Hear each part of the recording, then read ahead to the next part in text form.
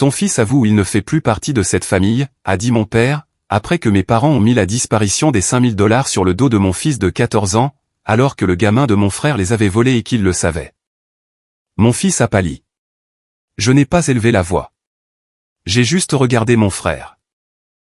Mon fils me regardait comme un enfant regarde la seule personne dans la pièce en qui il croit pour le sauver, pas avec des mots, pas avec des pleurs, mais avec des yeux qui disaient, ils mentent, tu le sais, et s'il te plaît, ne les laisse pas me faire ça. Il avait 14 ans. Il se tenait dans une pièce remplie d'adultes qui avaient déjà pris leur décision. Et le regard sur son visage est la raison pour laquelle j'ai dit ce que j'ai dit à mon frère, pas parce que j'étais en colère, mais parce que mon fils me faisait confiance pour être le seul adulte dans cette pièce à choisir la vérité plutôt que le confort de la famille. Mon nom est James. Mon fils Ethan a 14 ans. Quand il joue au basket, il obtient des B+. Il me demande encore de vérifier sous son lit parfois, même s'il mourrait avant de l'admettre à ses amis. Ce n'est pas un voleur. Mais un dimanche soir de novembre, il s'est tenu dans le salon de son grand-père pendant que 4 adultes décidaient qu'il en était un. Et le système qu'ils ont utilisé pour le condamner se racle la gorge était le même système qu'ils avaient utilisé contre moi il y a 30 ans. Laissez-moi vous parler de la première fois où je me suis tenu dans cette pièce. J'avais 11 ans. C'était un samedi matin de septembre, le genre de matin où l'air est juste assez frais pour vous donner envie d'être dehors. Mon frère Scott lançait une balle de baseball dans l'arrière-cour avec son ami Danny, des lancers puissants, le genre que les garçons de 11 ans font quand ils essaient de s'impressionner l'un l'autre. J'étais à l'intérieur, à la table de la cuisine, en train de lire un livre sur l'espace.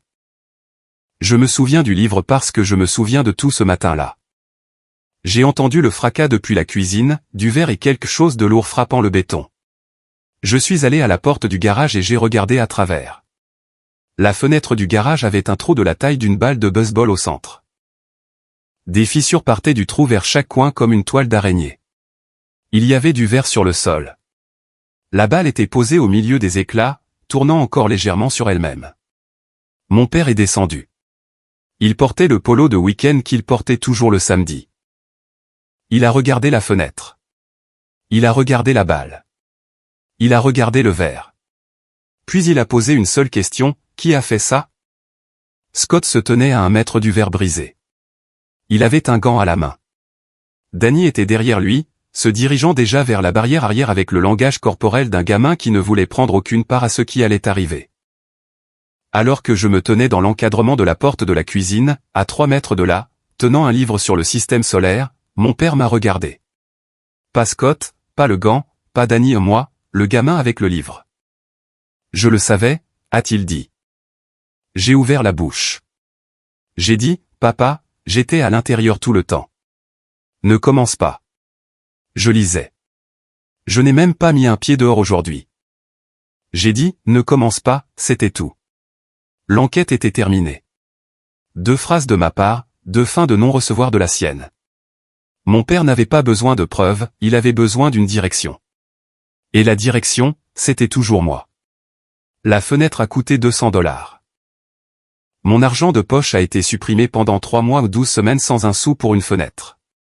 Je lisais un livre à 3 mètres de là quand elle s'est brisée. Scott n'a jamais dit un mot.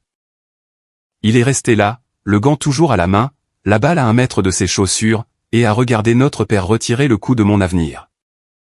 Ma mère se tenait devant l'évier de la cuisine. Elle pouvait voir l'arrière-cour depuis la fenêtre au-dessus de l'évier. Elle avait vu qui lançait. Elle savait. Elle a essuyé une assiette. Elle l'a rangée dans le placard. Elle a laissé la sentence tomber. Quand j'avais 16 ans, la voiture de mon père a été rayée dans l'allée et une longue marque blanche tout le long du côté passager. Scott avait organisé une fête pendant que nos parents étaient absents pour le week-end. Je n'étais pas à la fête parce que j'étais à mon job d'été.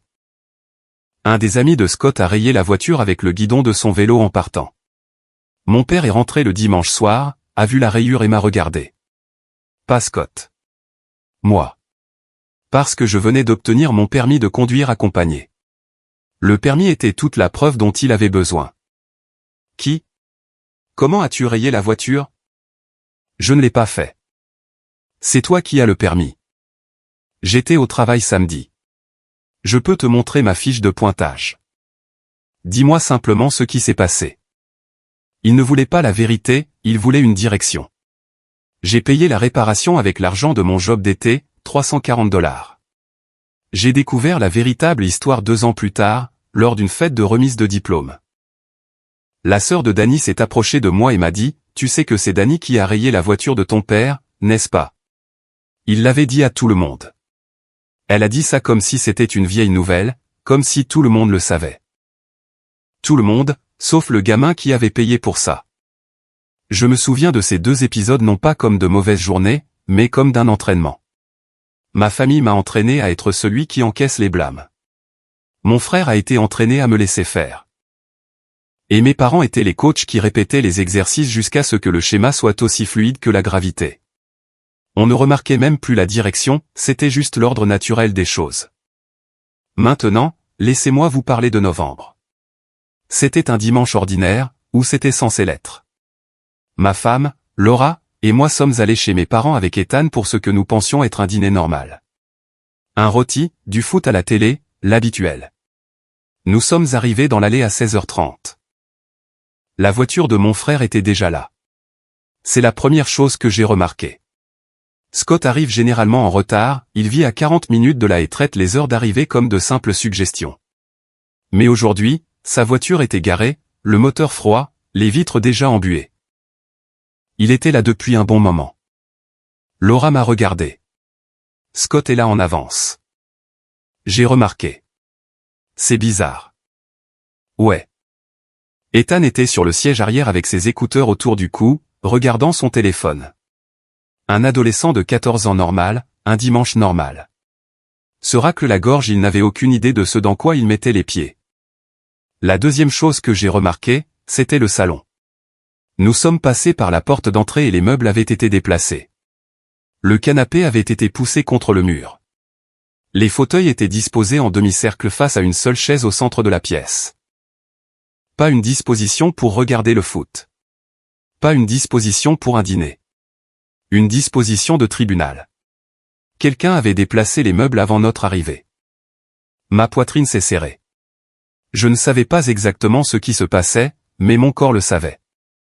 Mon corps se souvenait de cette pièce. Mon corps se souvenait de s'être tenu dans ce lieu exact à 11 ans, interrogé sur une fenêtre que je n'avais pas brisée. La mémoire musculaire de l'accusation a commencé avant même que mon cerveau ne comprenne. Mon père se tenait près de la fenêtre, pas assis, debout, les bras croisés, ses lunettes de lecture sur le dessus de la tête. Il avait la posture d'un homme qui avait pris une décision et qui attendait que la dernière personne arrive pour la lui signifier. J'avais déjà vu cette posture. C'était sa posture de verdict. Sa posture, j'ai quelque chose à dire et tu vas écouter. Ma mère était dans l'encadrement de la porte de la cuisine, les mains jointes devant elle. Elle a regardé Ethan quand nous sommes entrés, rapidement, puis elle a détourné les yeux. Ce regard, sa rapidité, l'évitement qui a suivi, cela m'a tout dit avant même qu'un mot ne soit prononcé. Scott était assis sur le canapé avec sa femme, bête installée, à l'aise, la posture de gens qui étaient là depuis assez longtemps pour avoir dépassé la phase des banalités. Leur fils, Kyle, était à l'autre bout du canapé avec son téléphone. Il a levé les yeux quand Ethan est entré. Leurs regards se sont croisés une seconde, puis Kyle a replongé sur son écran. Aucune surprise sur le visage de Kyle. Aucune. Un gamin de 16 ans dans une pièce avec des meubles déplacés et des adultes tendus, et il n'avait pas l'air confus. Il n'avait pas l'air curieux. Il avait l'air de quelqu'un qui savait déjà ce qui allait se passer parce qu'il avait été briefé. J'en suis sûr maintenant. Quelqu'un lui avait dit de quoi parlait cette réunion, et se racle la gorge, il s'est assis sur ce canapé et a attendu que mon fils franchisse la porte. Laura m'a serré le bras. Elle le sentait, elle aussi. La pièce sonnait faux. J'ai posé ma main sur l'épaule d'Ethan. Qu'est-ce qui se passe? Mon père n'a pas répondu à la question.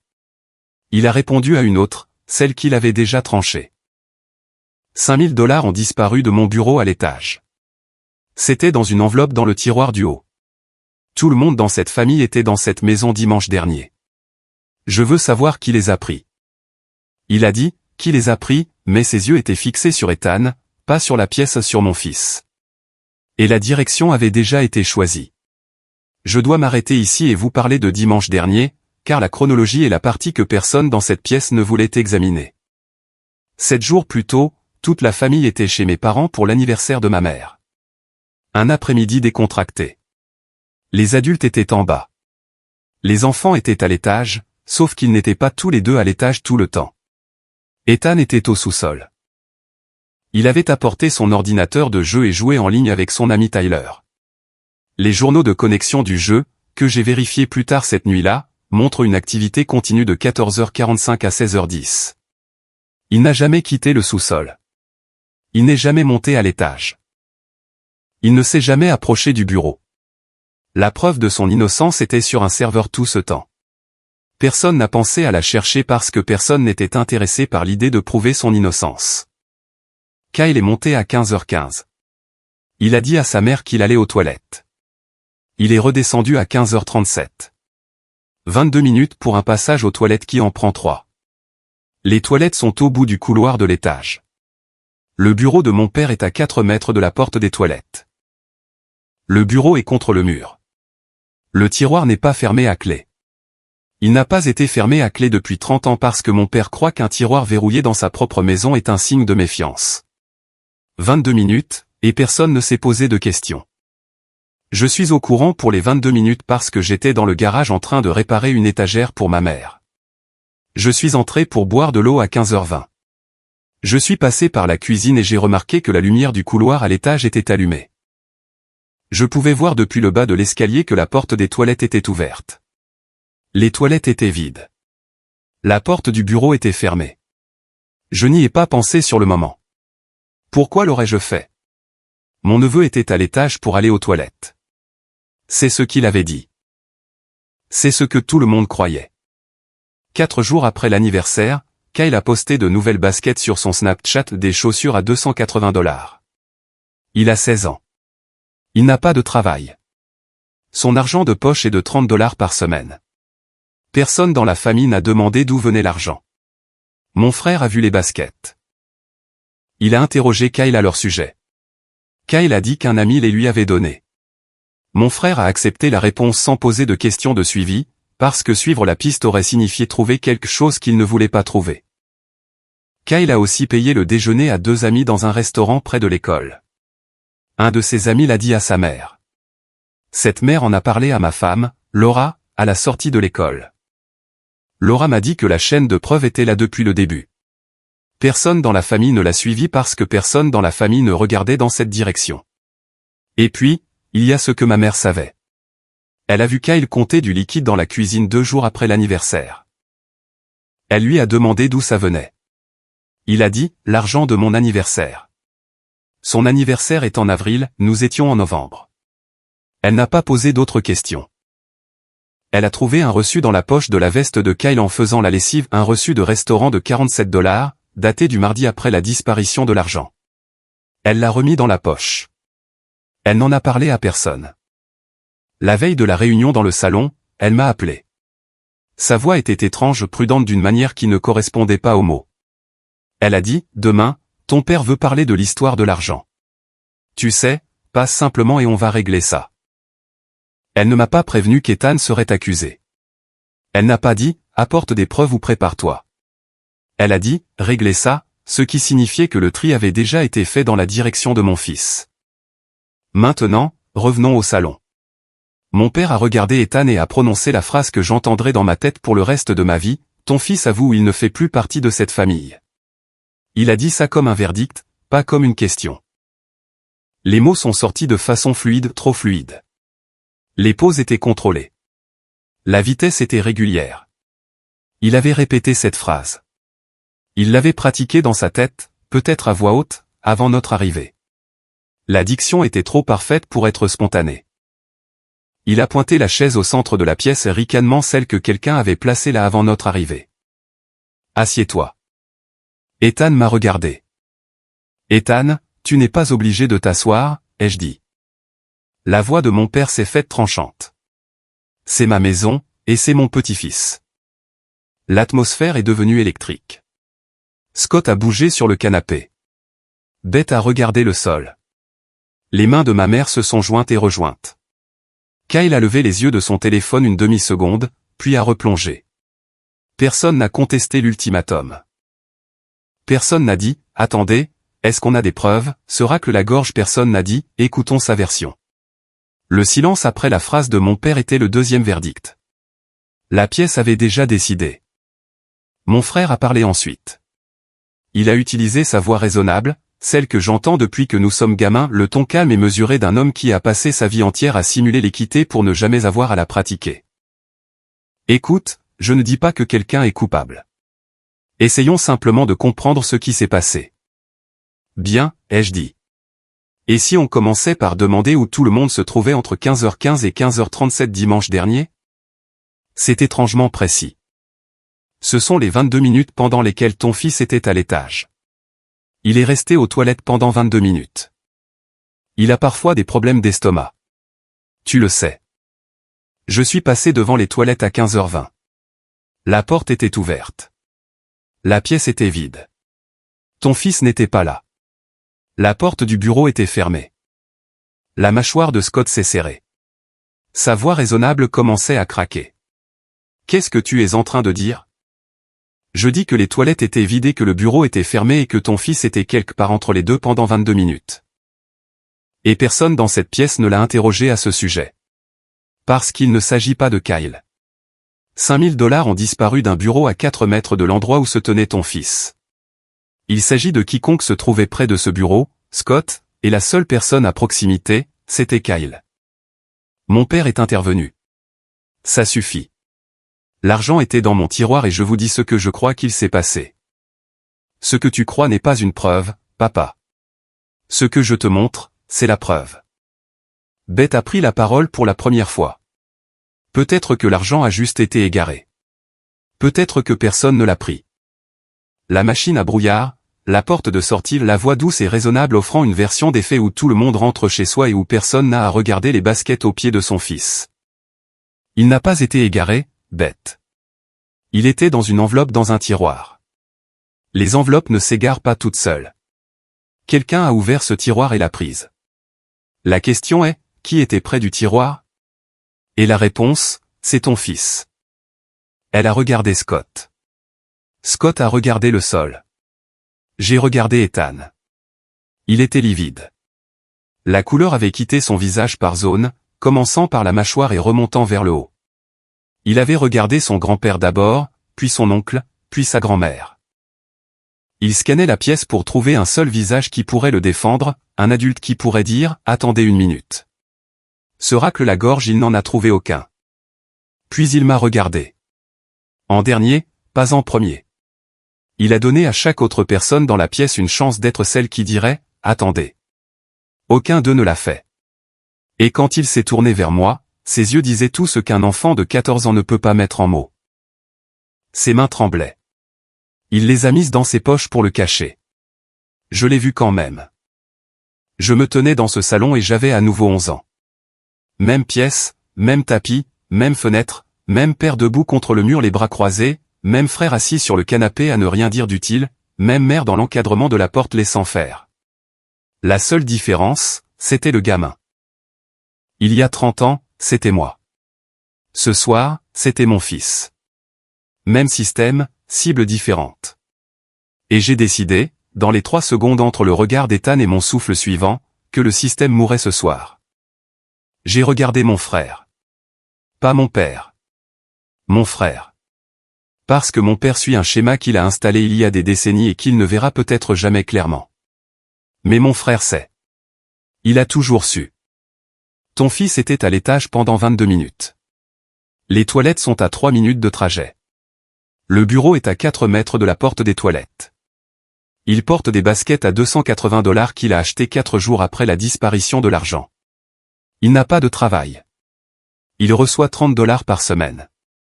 Et tu restes là. À laisser un gamin de 14 ans porter le chapeau à sa place. J'ai fait une pause. Regarde-moi et dis-moi que tu ne sais pas. Le visage de Scott est passé par 3 étapes. D'abord, la comédie de la confusion, le sourcil froncé, le léger mouvement de tête, le visage, de quoi parles-tu, qu'il utilise depuis que nous sommes petits. Deuxièmement, la réalisation que la comédie ne fonctionnait pas, que la pièce ne marchait pas, que j'avais des chiffres et lui seulement des expressions. Troisièmement, quelque chose que je n'avais jamais vu sur le visage de mon frère, le regard d'un homme qui se tenait derrière un mur et qui vient de réaliser que le mur est en verre. Il n'a pas répondu. Je me suis tourné vers la pièce. J'ai sorti mon téléphone. Ethan était au sous-sol en train de jouer en ligne de 14h45 à 16h10. Voici les journaux du serveur. Activité continue. Il ne s'est jamais déconnecté. Il n'est jamais monté. Il ne s'est jamais approché de ce bureau. J'ai tendu l'écran vers mon père. Il l'a regardé. Il n'a pas pris le téléphone. J'ai glissé vers l'écran suivant. Le post Snapchat de Kyle. Les baskets horodatées. 280 $. Cela a été posté 4 jours après la disparition de l'argent. Kyle n'a pas de travail et reçoit 30 $ par semaine. Qui a payé pour ça? La pièce était totalement silencieuse. Puis j'ai regardé ma mère.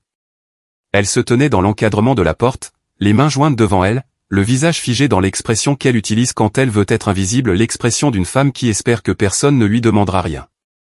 Tu as vu Kyle compter du liquide dans la cuisine 2 jours après l'anniversaire. Tu lui as posé la question. Il a dit l'argent de mon anniversaire, en novembre. Son anniversaire est en avril. Et tu n'as pas insisté. Son visage a changé. Tu as trouvé un reçu dans la poche de sa veste. 47 $ au restaurant, daté du mardi après la disparition de l'argent.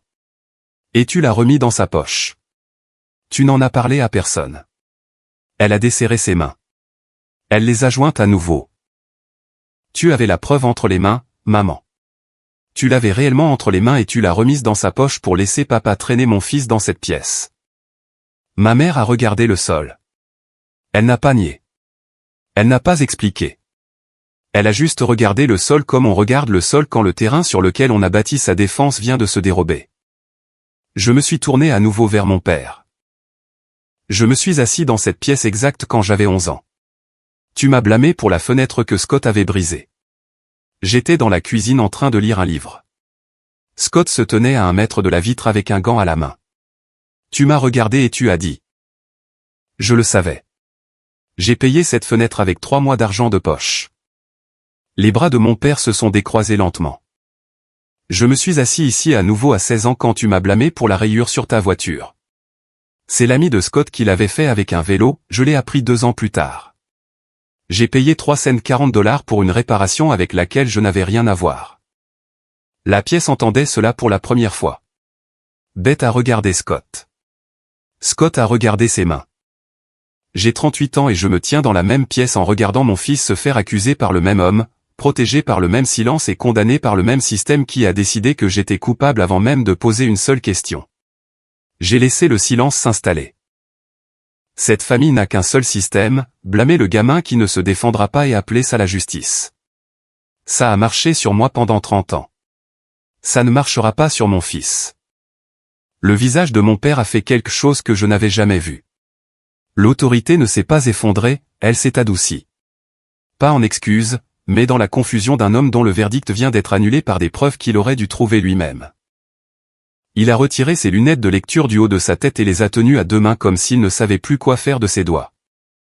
Kyle a bougé sur le canapé. Il a ramené ses pieds sous lui pas consciemment, mais de la manière dont on cache quelque chose sans réaliser qu'on le montre. Les baskets ont disparu sous le coussin du canapé.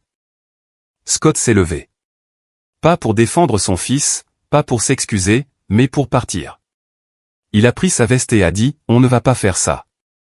Assieds-toi, ai-je dit. Ton fils a subi ça. Le mien aussi. Maintenant, c'est ton tour. Scott m'a regardé. J'ai soutenu son regard. Il s'est assis. La pièce était brisée. Tout le monde pouvait le sentir. La structure que mon père avait construite pour cette soirée et les chaises, le verdict, l'ultimatum, tout était encore physiquement en place, mais l'autorité qui la soutenait avait disparu. Le procureur était devenu l'accusé, et les preuves pointaient là où personne ne voulait qu'elles pointent. Et l'adolescent de 14 ans debout près de la porte, les mains dans les poches, était la seule personne innocente dans une pièce remplie d'adultes qui l'avaient laissé tomber. Je me suis levé. J'ai posé ma main sur l'épaule d'Ethan. J'ai dit, prends ta veste. Il s'est levé. Ses mains sont sorties de ses poches. Elles avaient cessé de trembler. Nous nous sommes dirigés vers la porte. Personne ne nous a arrêtés. Personne n'a dit « Attendez ». La pièce a regardé un père et son fils partir et n'a rien fait, de la même manière qu'elle n'avait rien fait quand le garçon était accusé. À la porte, la voix de ma mère est venue de derrière moi, petite et chevrotante. « S'il te plaît, ne repartez pas comme ça. » Je me suis retourné. « Tu avais un reçu dans la main, maman. Tu l'as remis dans sa poche. Tu as choisi. Maintenant, c'est moi qui choisis. » Je suis sorti. La porte s'est refermée derrière nous. Dans la voiture, Ethan est resté silencieux pendant 3 pâtés de maison. Puis il a regardé par la vitre passager les maisons défiler dans le noir. J'ai conduit et j'ai attendu parce que je savais que la question allait venir, et je voulais qu'il la trouve à son propre rythme. « Papa, est-ce qu'il savait vraiment ?» J'ai serré le volant. « Ouais, mon grand. Il savait. » Il est resté silencieux un autre pâté de maison. Alors pourquoi m'ont-ils choisi, moi? J'ai conduit encore un peu avant de pouvoir répondre. Parce qu'ils nous ont toujours choisis, nous, et ce soir, c'était la dernière fois. Il a hoché la tête. Il n'a pas pleuré. Il n'a rien demandé d'autre. Il a juste hoché la tête de la façon dont un enfant hoche la tête quand quelque chose se met en place, quelque chose qu'il ne voulait pas comprendre mais qu'il comprend maintenant. Nous avons fait le reste du chemin jusqu'à la maison en silence. Les retombées ont été rapides. Kyle a avoué à sa mère cette nuit-là pas par culpabilité, mais par panique. Il avait vu les journaux de jeu et la capture d'écran Snapchat sur mon téléphone et avait compris que son mensonge n'avait plus que 12 heures à vivre. Il a dit à Beth qu'il avait pris l'argent dans le tiroir pendant que tout le monde était en bas. Il en avait dépensé une partie pour des baskets, des déjeuners et une console de jeu qu'il cachait chez un ami. Il lui restait $3200 dans une boîte à chaussures dans son placard. Beth a appelé Scott. Scott a appelé mon père. Mon père a exigé le remboursement. Et voici la partie qui restera gravée en moi plus longtemps que la scène du salon, la partie qui prouve le système mieux que tout ce que j'ai pu dire ce soir-là. Scott a fait un chèque de $5000. Il l'a apporté chez mes parents le lendemain matin. Il l'a fait glisser sur la table de la cuisine. Mon père l'a pris et l'a mis dans le même tiroir d'où l'argent provenait. C'était tout. Pas de réunion de famille, pas de pièces assemblées, pas de demi-cercle de chaises. Pas d'accusation prononcée comme un verdict, pas d'ultimatum, pas de « avoue ou tu es viré de la famille ». Le gamin qui avait réellement volé l'argent a eu droit à une conversation tranquille dans une cuisine et un chèque de son père pour couvrir les dégâts. Mon fils, le gamin qui n'avait rien volé, a eu droit à un procès. Kyle a eu un chèque, Ethan a eu une chaise au centre d'une pièce. C'est ça, le système. Ça a toujours été le système. Un ensemble de règles pour le gamin de Scott, un autre pour le mien. Et la différence entre ces deux ensembles est toute l'histoire de ma famille résumée en une seule phrase. Mon frère m'a envoyé un SMS une semaine plus tard, « Est-ce qu'on peut parler de ça ?» J'ai répondu, « Parle à ton fils. C'est lui qui a volé. C'est moi qui l'ai prouvé. C'est toi qui as regardé sans rien faire. » Il n'a plus envoyé de message. Mon père a appelé 3 jours après la scène du salon. Sa voix était différente, plus petite. L'autorité qui avait défini chaque conversation que j'avais jamais eue avec cet homme avait disparu. J'ai peut-être tiré des conclusions hâtives. Tu n'as pas tiré de conclusions hâtives, papa. Tu as atterri sur la même conclusion sur laquelle tu atterris depuis 30 ans. La fenêtre, la voiture, l'argent à chaque fois, la même direction. La seule chose qui a changé cette fois, c'est que quelqu'un a enfin résisté. Il est resté silencieux. Tu as dit à un gamin de 14 ans d'avouer ou de perdre sa famille, un gamin qui était dans un sous-sol en train de jouer à un jeu vidéo pendant que ton autre petit-fils était à l'étage avec la main dans le tiroir de ton bureau. Tu n'as pas demandé à Ethan où il était. Tu n'as pas vérifié la chronologie. Tu as organisé une pièce et pointé du doigt l'enfant le plus facile. Ce n'est pas une conclusion. Papa. C'est une habitude. Je veux arranger les choses. Tu ne peux pas arranger les choses. Tu peux faire en sorte que ce soit différent à l'avenir. Mais mon fils va se souvenir de ce salon pour le reste de sa vie. Je me souviens de la fenêtre. Je me souviens de la voiture. Ethan va se souvenir de la chaise. Il n'a rien dit d'autre. J'ai raccroché. Des semaines plus tard, il s'est présenté à ma porte. Décembre, froid. Il se tenait sur le porche, les mains dans les poches de sa veste et les épaules plus basses que je ne les avais jamais vues. L'homme qui se tenait près de la fenêtre les bras croisés et rendait un verdict ressemblait à une personne différente sur mon porche dans l'air hivernal. Je veux parler à mon petit-fils. Il ne veut pas te parler. James. Tu as dit à un enfant de 14 ans d'avouer quelque chose qu'il n'avait pas fait ou de perdre sa famille. Tu as dit ces mots à un enfant dans une pièce remplie d'adultes qui savaient mieux que lui et qui n'ont rien dit. Tu as disposé les meubles. Papa. Tu as déplacé les chaises. Tu as installé le tribunal. Et tu as mis mon fils au centre sans une seule preuve. J'ai fait une erreur. Tu as fait la même erreur 3 fois en 30 ans. Ce n'est pas une erreur. C'est une politique. Et mon fils ne te doit pas une conversation juste parce que tu as enfin remarqué que ta politique était mauvaise. Il est resté sur le porche pendant un long moment. L'air froid circulait entre nous. Puis il s'est retourné et a marché vers sa voiture, plus lentement que je ne l'avais jamais vu marcher. J'ai fermé la porte pas violemment, je l'ai juste fermée. Thanksgiving est arrivé. Nous n'y sommes pas allés. Le matin même, j'étais dans la cuisine en train de faire du café quand mon téléphone a sonné, ma mère. J'ai regardé l'écran pendant 3 sonneries avant de décrocher. La table semble vide, James. Elle semblait vide quand mon fils se tenait au milieu de ton salon et se faisait traiter de voleur. Tu ne l'as juste pas remarqué parce que la personne qui se tenait là était la mienne et pas celle de Scott. Elle est restée silencieuse longtemps. Je pouvais entendre mon père en arrière-plan, la télé, l'avant-match de foot, les sons d'un matin de Thanksgiving normal dans une maison où plus rien n'était normal. Nous fêtons Thanksgiving à la maison cette année, juste nous 3. James, ce n'est pas comme ça qu'une famille gère les choses. C'est exactement comme ça qu'une famille gère les choses quand l'autre option est de s'asseoir à une table avec des gens qui ont piégé un enfant de 14 ans et écrit un chèque pour couvrir le coup. Tu avais un reçu dans ta poche. Maman. Tu l'as trouvé dans sa veste et tu l'as remis dedans. Tu as choisi l'enfant le plus facile à blâmer parce que l'enfant le plus difficile à blâmer avait un père qui aurait fait une scène. Eh bien, la scène, c'est moi qui l'ai faite, et je la referai. Ton père veut parler. Je n'ai rien à lui dire que je ne lui ai pas déjà dit. Et Ethan non plus. J'ai raccroché. Laura se tenait dans l'encadrement de la porte de la cuisine. Elle avait tout entendu. Ça va? Ouais. Tu ne vas pas bien. Non, mais ça ira. Elle s'est approchée et m'a pris dans ses bras, et nous sommes restés là dans la cuisine pendant 1 minute. Puis Ethan est descendu en jogging et maillot de basket et a dit, on commence les pommes de terre? Nous avons mis la table pour 3, des serviettes en papier, pas de porcelaine, pas de centre de table, pas de plan de table. Ethan a fait la purée de pommes de terre. Il a mis trop de beurre et pas assez de sel, et elle était assez épaisse pour qu'une cuillère tienne debout. Nous l'avons mangée quand même. Jusqu'à la dernière bouchée. La pièce était petite et chaleureuse, personne n'accusait personne de quoi que ce soit, la nourriture n'était pas parfaite, et c'était le meilleur Thanksgiving qu'on ait jamais eu.